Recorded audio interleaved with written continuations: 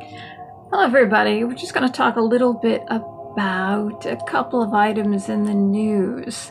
The Jussie Smollett case, which I'm sure you've heard a lot about. Half the neighborhood is gay and the other half is black, and apparently he claimed that two men with ski masks and MAGA hats threw bleach on him, tried to lynch him, and said that this is MAGA country. Why would they be hanging out at 3 o'clock in the morning during a polar vortex? You don't know what a polar vortex is. During the winter time when winds come down from the Arctic and blow through Canada and blow into America. We would appreciate the Canadians keeping that polar air up there with them. But it's so insanely cold, you just can't handle it. At that time of the morning, you see, this is the most insane thing about that story, other than none of the cameras picking it up.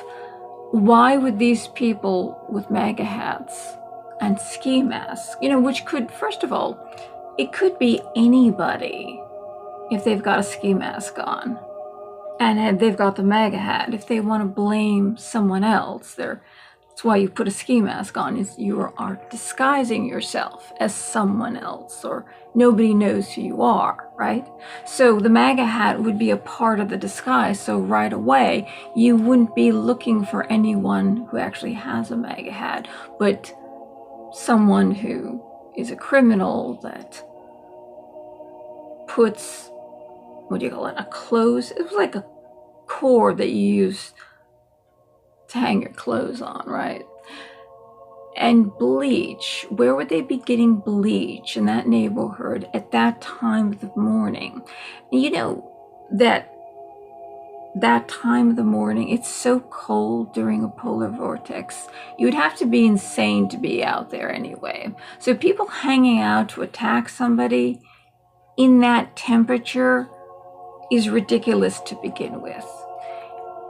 And do you know that bleach freezes in that temperature 30 degrees below freezing, or below zero, I heard it was. Bleach is frozen to a block. There is no way, even if they threw a brick in of bleach, it's not going to do anything because it's absolutely frozen. So there's no way. So his story, that bleach thing, makes his story fall apart, even if there were no cameras, and the cameras didn't pick up anything.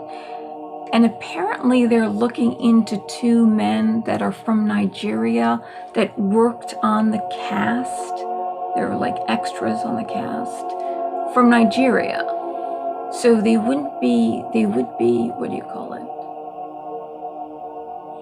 Black people or Africans wearing MAGA hats. So they wouldn't be throwing, why would they throw racist slurs? It kind of doesn't make any sense. So it looks like, and why would you, if somebody put a cord around your neck and tried to hang you, first of all, you would have the rope burn around your neck. I don't know if you've ever been strangled or somebody's tried to strangle you. You would get a burn around your neck. The first thing you would do was take that thing off your neck, or you just take it off and you say, I'll keep this as evidence. But you would take it off your neck as soon as possible. You wouldn't be walking into your hotel with it. So that story, the bleach part alone debunks it. And the fact that they have ski masks on means that they're in disguise. So therefore the MAGA hat would also be a disguise. But it looks like these men weren't in disguise. They were members of the cast, and they were probably not throwing racial slurs at the man, or even homophobic slurs. But he probably got the idea from the Covington high school boys that are 15 years old, that the Black Israelites were yelling and screaming homophobic slander at them. and telling them that they were going to be the next school shooters. And then the Native American, an older man that's got this, basically a weapon, the thing you're banging, the drumstick, whatever. That's a weapon, and they're coming at you, pushing right into you, bang, bang, and he's angry. He's got that angry look on his face, and he's banging. This kid didn't know if he was going to get hurt real bad. You see that, and you say, oh, well, we're going to prove that MAGA hat wearers, Trump supporters, hate black people and hate homosexuals. So there you go. And he's in the industry. He's an actor. He's in the industry of putting on disguises and faking things. You know, that's his job. Okay. And we've also got Andrew McCabe, who's got his new book out, that apparently he was orchestrating a silent coup to take down the government because Hillary didn't win. I personally think that there are crimes, and it's even more than the FISA court warrants, which is the FISA court warrants so you can spy on anybody that you want. And you've got the court basically signing off on everything without two sides of the argument. Lawyer that represents the defendant or the person that you want spied on gives the argument why you shouldn't do it. In the FISA court, that's just the prosecutor and they sign off on it. Well, they gave false evidence and they perjured themselves. So they're in a lot of trouble. But I think there's even more that the government was doing under the Obama administration especially, that they don't want found out. They're covering their tracks because I believe that Obama, anybody who was serving at the pleasure of the president, all of these agencies, CIA, FBI, the Justice Department, they were all doing things that were very illegal. There must be some benefit back to them. Like, if you do this, then I'll give you a job in my new monarchy or something like that. There's some benefit that they were going to get because they were all working in concert. They were all doing illegal things. And they didn't want Trump in office because he was going to find out everything that they were doing. There's a lot. I said it right in the beginning when Trump won. And before Trump won, when Hillary was just aghast that Trump would not accept the results of the election, which means she's assured that she's going to win, so the election must be fixed. And they tried to fix it. And a lot of people who are not citizens voted, and there are 3.5 million more registered voters than there are live adults in America, which means not all live adults are registered to vote. Let's say less than half. And out of that, only a third actually go out and vote. But there were 3.5 million more registered voters.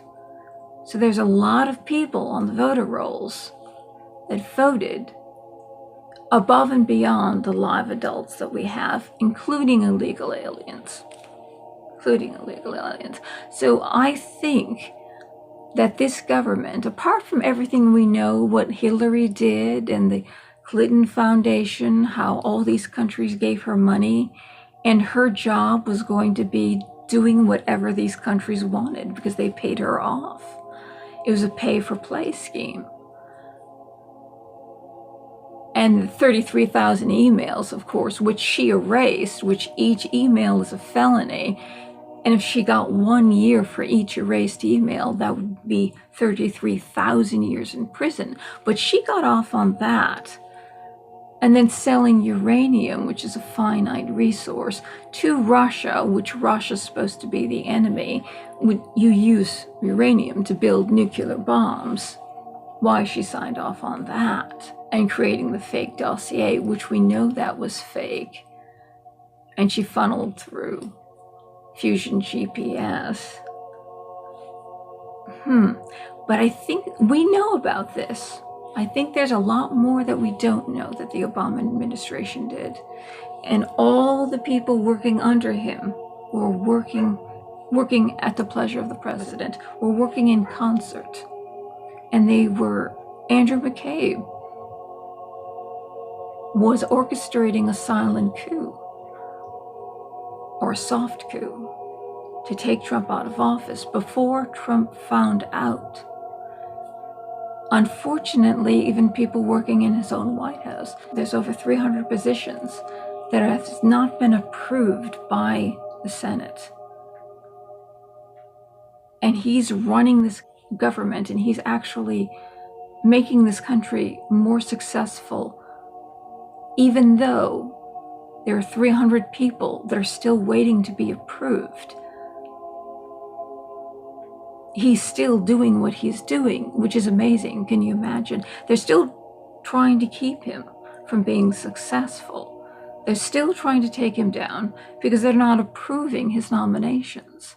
And that's amazing that he's done what he's done. But unfortunately, signing this bill, if you see my other video, is going to bring in more drug cartels, more sex trafficking, basically permanently opens the door to illegal aliens.